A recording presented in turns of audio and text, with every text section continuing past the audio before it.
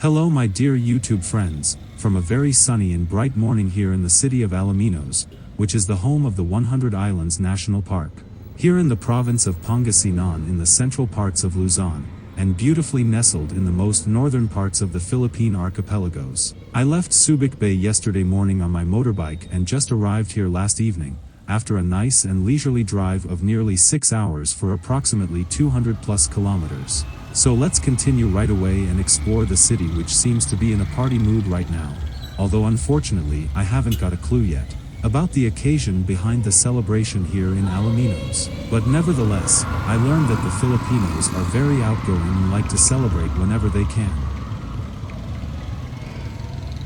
Now I am here at the St. Joseph Cathedral, and this was the first town church here in Alaminos. It was built during the time when Alaminos still was known as the town of Sarapsap. Now this church has definitely experienced its fair shares of unlucky stories to tell, since its construction back in the year of 1770. The first disaster came in the form of a fire in the year of 1817 that unfortunately burned down the entire church completely to the ground, during a fire that engulfed nearly the whole town. Then again, only 17 years later, in the year of 1834, the church burned once more, and took with it some of the surrounding buildings. Then in the year of 1895, this time the church was more lucky and escaped a fire that broke out in the nearby barangay, which is now called Palamis. And as of today, the cathedral stands on the spot that was chosen by the town's pioneers more than 200 years ago, ever welcoming of its inhabitants as a survivor of fire, raids,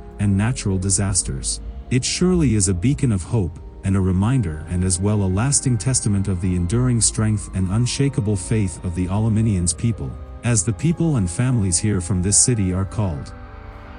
And yes indeed, it seems to be a very friendly place here, so let's dig a bit into the history of this city, which I learned that it began somehow when early settlers came here in the 16th century, and at that time the place around here was still known as Casporan. And that was the start of the settlement that grew into a town, and from there on it developed into the city proper we know as Alaminos, as it is of today. Of course this did not come overnight, and started sometimes back in the 17th century when Alaminos was formerly a part of the municipality of Balanao, and tracing back its roots to a barrio named Casporan, which is today the barangay of Balayadan located right on the coast, and formerly a part of the region of Zambales. And when the people from Suyang, which is the present-day barangay of Zaragoza in Balanao, relocated in the year of 1737, and coming to this area, it eventually outgrew its formal size and became an independent town in the year of 1747.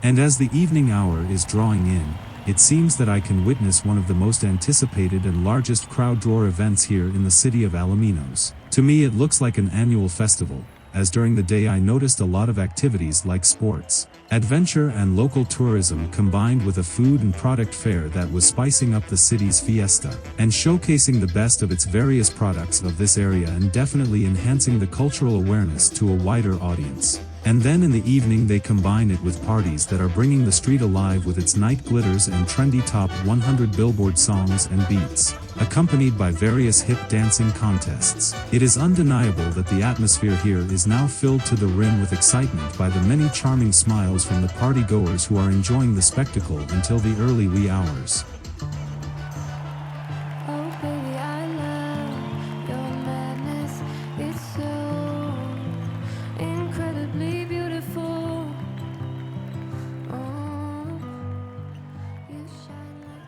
Hello to a new day, and as you can see, I already left the party town of Alaminos behind me, and I am now on my way into the direction of the hill station of Baguio City, which is located up in the highlands of the northern Luzon region. The trip will take me around 4 to 5 hours for approximately 150 plus kilometers. So since it is quite a long ride, let me continue a bit with the history of Alaminos. When in the year of 1758, a political conflict happened and the city was attacked and burned down, and later in the year of 1764, when the inhabitants tried to rebuild the town, yet another conflict happened, which made them leave for the town of Nansangan, which is the present-day barangay of Inarangan. 2 years later, they found refuge at a plateau that is now the poblation of Alaminos and renamed it Sarapsap, which was then renamed to the present-day name of Alaminos. And that was in the year of 1872, and in the honor of Governor-General Juan Alaminos y Vivar, the Governor-General of the Philippines at that time.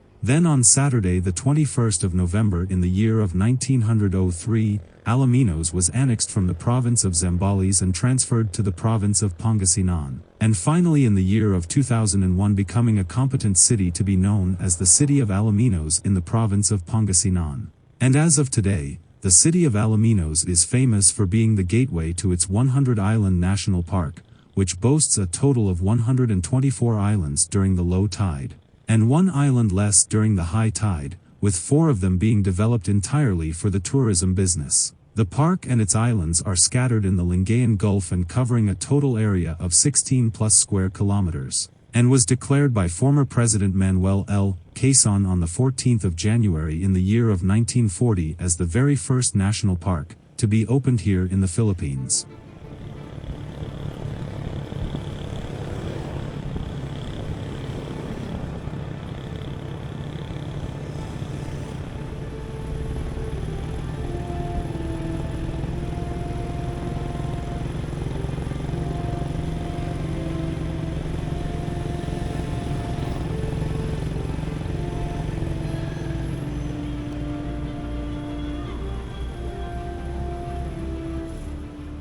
I am now entering the town of Sual, and this town was actually designated as one of the official port for foreign trade by the Spanish government in the year of 1855, and allowing them to participate in international trade, and exporting their rice to the destinations like China and Macau, until the year of 1884. Moreover, Sual also played an important role in the shipbuilding industry here in the Philippines, and serving as a central hub for constructing many of the ships, along with other centers like Labrador, Lingayen, and Dagupan.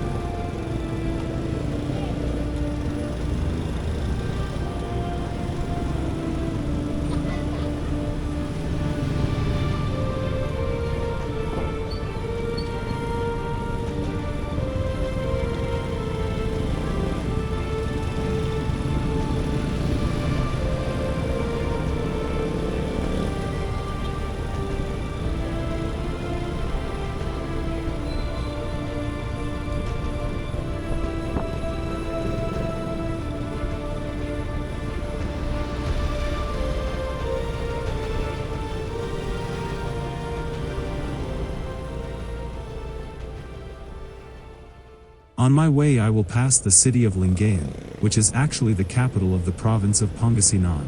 and is sporting a very rich history that includes the colonization by the Spanish and Augustinian members of the Roman Catholic Church. And of course also the hectic period during the time of the Second World War, that helped to establish the U.S. Navy base here in the Philippines. I learned that the city of Lingayen is dating back to the year of 1614 when it was founded by the Spanish and the Augustinian conquistadors, and then became the capital of Pangasinan when the province became an encomienda, which was kind of a legal system in the Spanish colonies in the Latin Americas and also in the Philippines, that granted the Spanish colonists or adventurers local land and forced labor from indigenous people in exchange for gratitude and respect. By the way, the city's name of Lingayen comes from the Pangasinan word of Lingayen, which means to look back.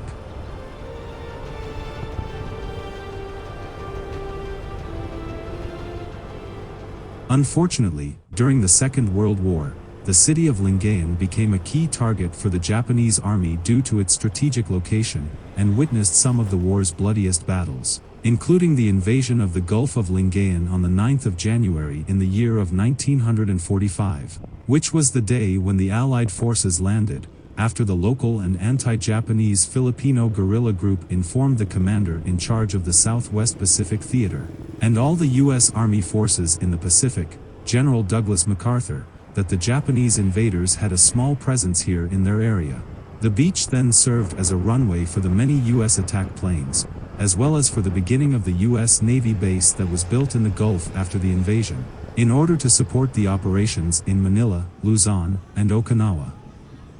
And so the Lingayen beach became famous as the landing site of General Douglas MacArthur, who, by the way, liked to be addressed by the title of Commander-in-Chief.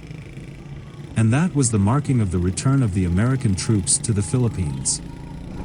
The city of Lingayen is also the home to the Casa Real, a national historical landmark that is dating back to the middle of the 19th century, and which was built by the Spanish colonial government in the year of 1840, and dominated the landscape in the center of the Pangasinan capital of Lingayen. Its roof was made of cogon grass during its early years, but after in the year of 1890, the more robust and corrosion-resistant zinc roofs were installed. For many years to come, the two-story building served as the Pangasinan seat of power. The mayor held his office here as the head of the province, and as the judge of the court of the first instance. But when the Americans came in the early 1900s, they started to build a neoclassical building nearby the beach to replace the Casa Real as the provincial capital, and following this move, the seat of power was then also transferred to the new building in the year of 1918.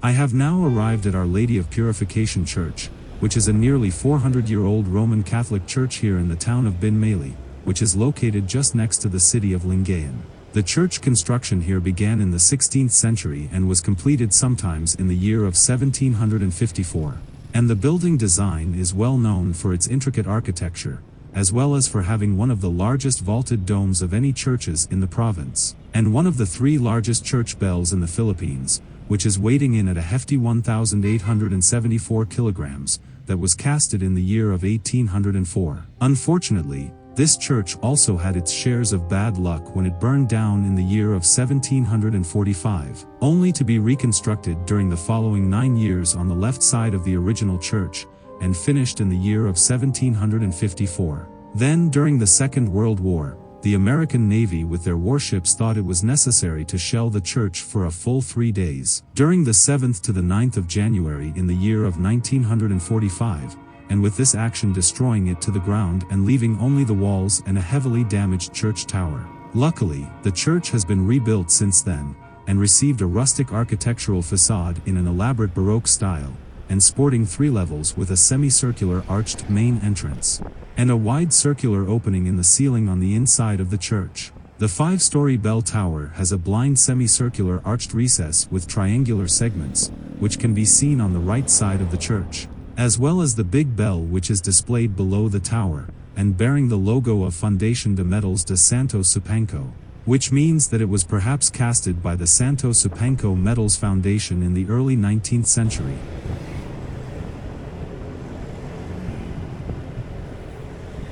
I am now crossing the area of Dagupan City and its river basin, which prior to the 1900s consisted of mostly swampy areas that as of now are reclaimed. I learned that they filled up most of the old shrimps and milkfish farms in several areas that were flooded or swamp land, as it became more developed and changed into a major commercial and financial center. And as I am now driving along the mostly new build roads, I cannot ignore the many signs of road closures and rerouting for heavy vehicles due to structural damages of the road ahead that are still up and clearly visible. I was then told that this is all due to the frequent earthquakes that are still happening in this area. But the most visible damages seen a bit all over the area are still from the major earthquake that was on the 16th of July in the year of 1990, which was a solid 7.7 magnitude earthquake, and striking almost the entire northern parts of the Luzon region, and causing havoc and large damages, especially in this area here. As heavy liquefaction happened,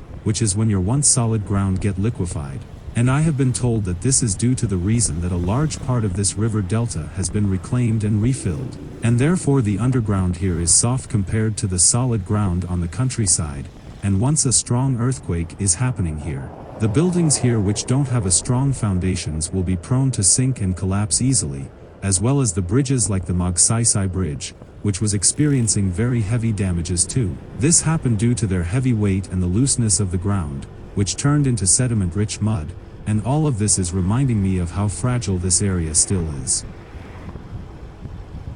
And off I go, continuing to my next stop, which is the city of Ago, where I will be turning to the right and driving up the hills to my final destination of today in Baguio. But before that, let me talk a bit about the city of Ago, here in the province of La Union, which was founded on the 8th of December, in the year of 1578 by the famous Spanish conquistador Juan de Salcedo, and was one of the original 12 towns of La Union when it was created back in the year of 1850. The town is named after the river on which it is built, as it was lined up with the beautiful pine-like trees called Aru or Agoho. The city is strategically located along the long MacArthur Highway, named after the infamous General Douglas MacArthur, and that is serving as a gateway to Baguio City. And that's where I am heading today, but besides of being the gateway to Baguio, it also serves as the main artery to and from the El Locos region, and connecting Caloocan in Metro Manila to the coastal town of Apari in the Cagayan province,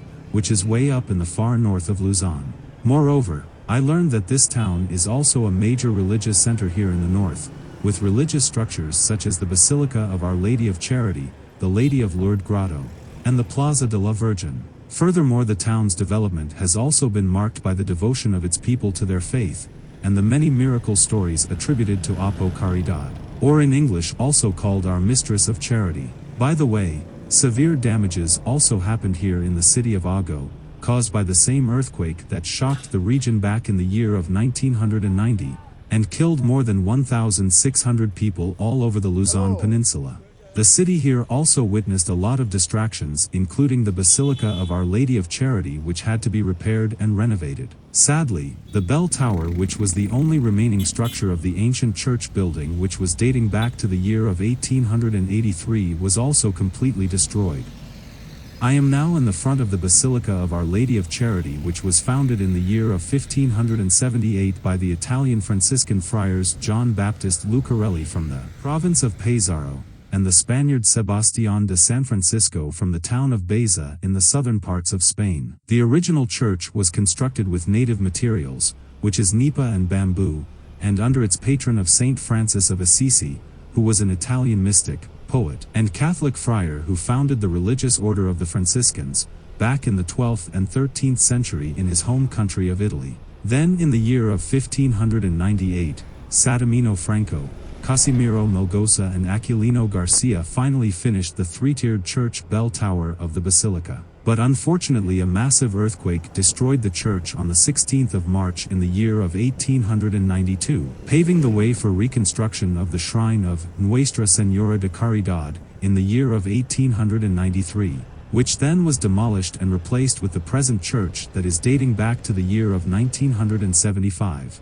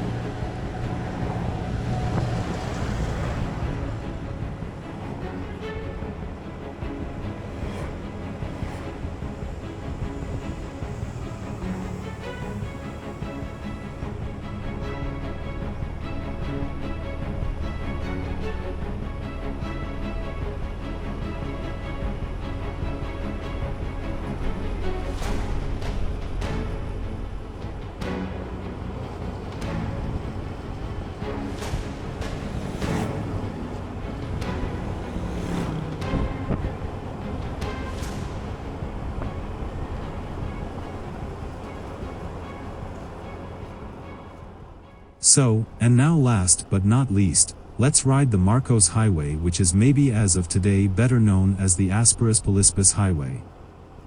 This 50-kilometer long road that is starting from here in the city of Ago and going up to Baguio, is said to be the safest route among two other options, which is namely the Kenan Road, that is starting its ascent from the town of Rosario and is going up to Baguio, and is said to be the most dangerous one. And then there is the Nguilian Road, which starts in the town of Bawang, located a good 35 kilometers further up north, just before the town of Sevilla and San Fernando. And this one is definitely way out of question for me.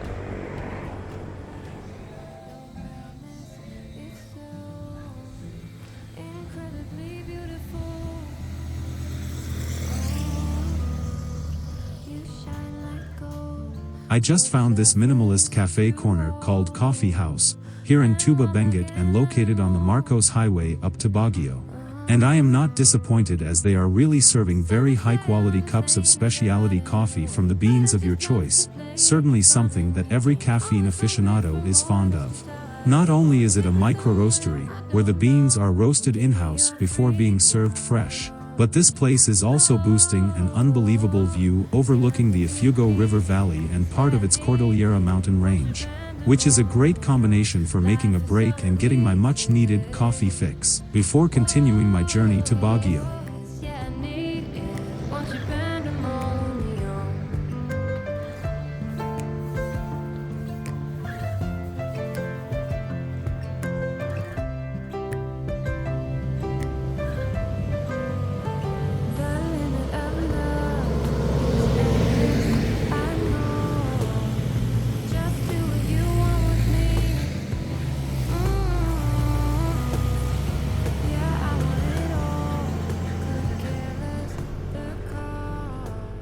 And as I am driving on, I don't let myself be fooled by the saying that the Marcos Highway is so safe, because it is still studded with many hairpin turns and very steep inclines. If that isn't challenging enough, then consider the many buses and cargo trucks that are accompanying me here on my way up the hill, and trying to overtake me on my left and sometimes even on my right side, and traversing the hundreds of switchbacks and steep claims as fast as they possibly can. And that already makes me realize that it requires all my confidence and skills in driving up this road in a safe manner, as I could witness some people driving up this Marcos Highway in a very dangerous racing mode and willingly taking the risk of overtaking other vehicles stupidly on the many blind curves. I guess they are addicted to get their natural need for speed high, as it seems that they are in an urgent need to beat their average time it takes to reach Baguio. And that makes me nervous and very worried, as I can see that only one wrong move, and it would be a long drop into the valley for all these poor souls involved. Also, here is my 5 cents of advice for anyone who wants to ride this road: please don't drive on any circumstances here at night. Even though the road offers a great view of the La Union region, and all the way to the West Philippine Sea during the day, at night this highway is a pitch black hole without much street lighting along the route up to Baguio. Maybe there are some places here and there, but that is not enough for a safe ride on this very amazingly and challenging zigzagging road. So please do by all means avoid driving here at night, especially if you are like me, also a motorbike rider.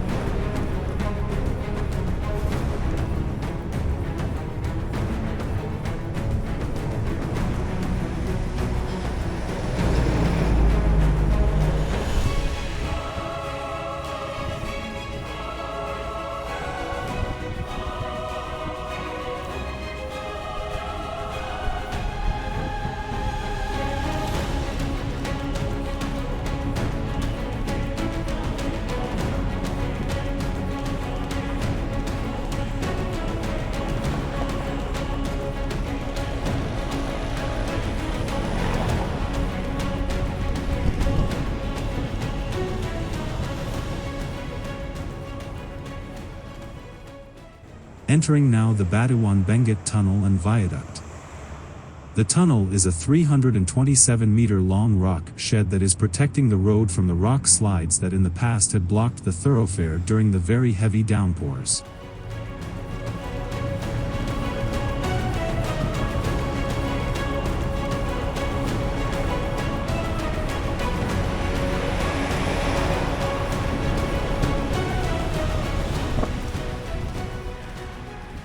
The tunnel is followed by the 519-meter-long viaduct bridge consisting of 13 spans. Both structures have been opened sometimes in the month of December in the year of 2001.